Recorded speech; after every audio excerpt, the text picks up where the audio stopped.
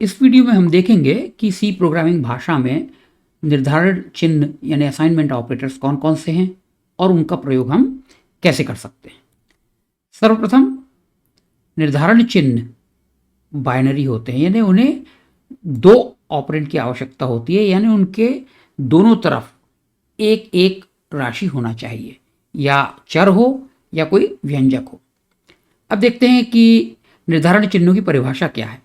यहाँ पे कोई भी चर हो यानी वेरिएबल, वही चर उसी नाम का उसी प्रकार का दाहिनी तरफ हो, इस चिन्ह के बाद, बराबर के चिन्ह के बाद फिर बाय ऑप लिख दिया मैंने, कोई भी बाइनरी ऑपरेटर जो यहाँ पर वैध है, उसके बाद व्यंजक।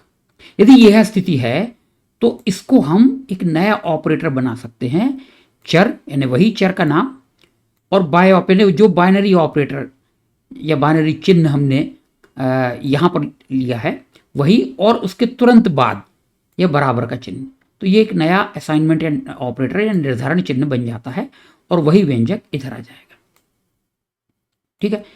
अब ये बात और आवश्यक है कि चर एवं व्यंजक का आंकड़ा प्रकार यानी डेटा टाइप समान होना चाहिए, और यह जो ऑपरेटर हमने बनाया है निर्धारण चिन्ह, बाइनरी ऑपरेटर जो हमने जिसका प्रयोग किया है, वह वैध होना चाहिए। अब उदाहरण के लिए ऐसा नहीं होना चाहिए कि बाइनरी ऑपरेटर आपका है बाईं ओर स्थान परिवर्तन चिन्ह, और यह इस चर का आंकड़ा प्रकार है वास्तविक संख्या यानी रियल नंबर, और यह एक पूर्ण संख्या है, यह व्यंजक एक पूर्ण संख्या है।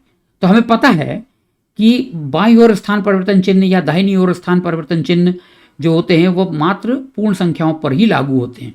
तो यह बात हमें ही ध्यान रखनी होगी।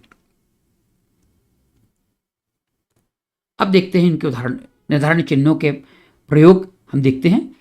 यहां पर एक बात और याद रखिए कि हम एक से अधिक कथन एक ही पंक्ति में लिख सकते हैं। सी और C++ में यह वैध है, तो लेकिन यहां पर हमने सुविधा के लिए लिखा है। तो यह तो साधारण असाइनमेंट ऑपरेटर या निर्धारण चिन्ह है। यहां पर x का मान क्या होगा, 5। यहां पे हमने एक वास्तविक संख्या का चर लिया है, इसका मान 5.3 रख दिया यदि, तो अब देखिए यह भी एक वास्तविक संख्या है और इस चर का प्रकार क्या है, वास्तविक संख्या। तो हम इसको एक नए निर्धारण चिन्ह बना सकते हैं, धन बराबर या प्लस असाइन। तो यहां पर ये क्या करेगा, ये f का वर्तमान मान को यानी 5.3 को बढ़ा देगा 1.2 से। तो अब इसके बाद, इस क्रिया के बाद f का नया मान जो होगा वो होगा 6.5। इसी तरह से यहां पे हमने पूर्ण संख्या ले ली, x का मान 0 कर दिया और x बराबर ऋण बराबर 3 किया हमने, x ऋण बराबर 3। तो x का वर्तमान मान क्या है, 0, उसमें से ये 3 घटा देगा तो हो जाएगा ऋण 3, और वही मान x को निर्धारित कर देगा, अर्थात यहां पर x का मान ऋण 3 होना चाहिए। इसी तरह से देखिए f बराबर 5.3 है, तो f स्टार असाइन या गुणा असाइन, गुणा निर्धारण, तो ये f के मान में 2 से गुणा कर देगा, तो नया नवीन मान होगा 10.6। यहां पर मैंने जानबूझकर वास्तविक संख्या चर को का मान निर्धारण किया है 5, जो लगती तो पूर्ण संख्या है लेकिन आंतरिक रूप से वह एक वास्तविक संख्या के रूप में ही स्टोर होगा, और इसलिए यहां पर इंटीजर डिवीजन नहीं होगा, जिसे हम पूर्ण संख्या भाग कहते हैं, वह नहीं होगा। तो f का वर्तमान मान है 5 और यहाँ पे 2 दशमलव लिखा है ताकि ये भी हम बता सकें कि एक वास्तविक संख्या है। तो ये वास्तविक भाग होगा और मान आएगा 2.5, सो f का नया मान होगा 2.5। इस तरह से हम मॉड ऑपरेटर भी कहते हैं या रिमाइंडर ऑपरेटर कई लोग कह देते हैं। तो x है पूर्ण संख्या, 5/2 और बचेगा कितना, भजनफल बचेगा 1, सो x का नया मान होगा 1।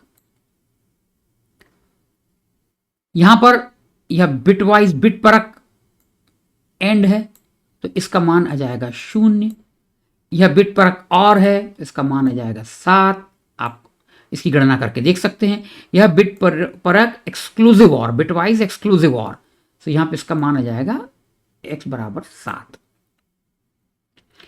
इस तरह से यह है बिटवाइज बिट परक बाईं ओर शिफ्ट, बाईं ओर स्थान परिवर्तन। तो यहां संख्या है 2, तो 5 का मान 4 से गुणा हो जाएगा, तो x का मान होना चाहिए 20।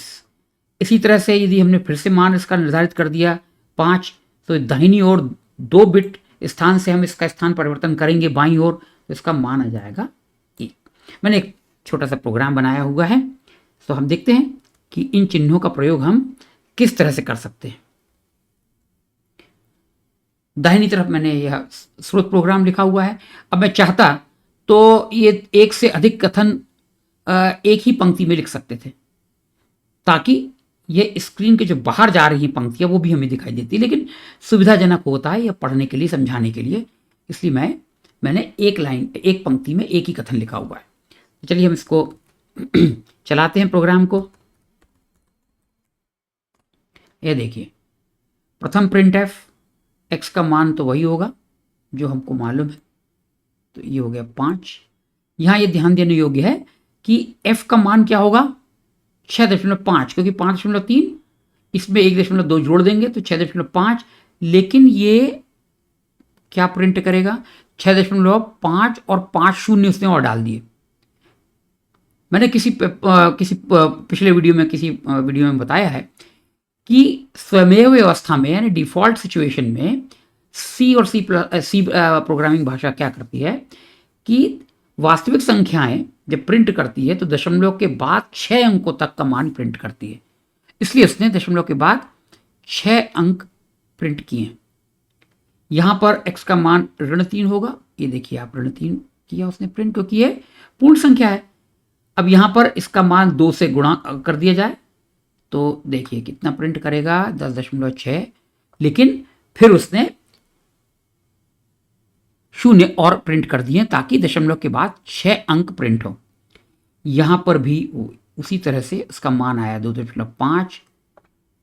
यहां पर आप देखिएगा 5 में 2 का भाग करेंगे, ये 5 पूर्ण संख्या है, 2 का भाग करेंगे तो शेषफल कितना होगा 1, तो यहां पर इसका मान 1 प्रिंट कर दिया उसने। यहां पर इसका मान 0 है तो इसने यहां 0 प्रिंट कर दिया। यहां पे इसका मान 7 आएगा तो इसने 7 प्रिंट कर दिया। इसका मान भी 7 आएगा तो इसने 7 प्रिंट कर दिया इधर। अब देखिए यहां पर इसका मान 2 स्थान से बाईं ओर हम स्थान परिवर्तन करेंगे तो 20 आएगा, तो ये इसने यहां पर इसको 20 कर दिया प्रिंट। अब मैं थोड़ा सा स्क्रॉल कर दूं ताकि आपको दिखाई दे। इसको हम स्क्रॉल करते तो बचा हुआ आपको दिखाई देगा।